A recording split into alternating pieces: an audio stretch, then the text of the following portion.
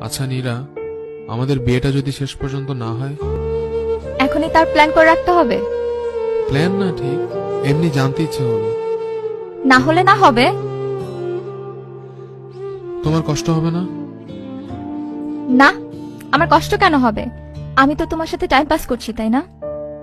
রেগে যাচ্ছ কেন? তাহলে কি মধুসূরে বলবো, ইস যদি বিয়েটা না হতো, কি মজাই না হতো। নীরা, আমি মজা করছি না। এখানে সিরিয়াসনেসের কি আছে? অনেক কিছুই আছে। না, কিছুই নেই। যে চাকরিটা হওয়ার কথা ছিল সেখান থেকে আজ ফোন দিয়েছে। তারা বলেছে চাকরিটা আমাকে দিতে পারবে না। তাদের কোম্পানির চেয়ারম্যানের এক দুঃসম্পর্কের আত্মীয়কে আমার পোস্টে বসানো হয়েছে। তাহলে? তাহলে আর কিছুই না। তোমার বাবা যে ছেলেকে পছন্দ করেছে সেই ছেলেকে বিয়ে করে ফেলা উচিত।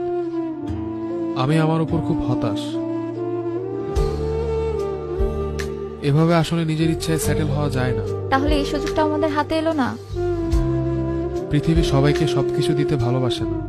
পৃথিবীর নিয়মটাই এমন যে একজনের পছন্দের জিনিস আরেকজনকে দিয়ে দেওয়া হয়। তাই বলে তুমি আমার জীবনে থাকবে না?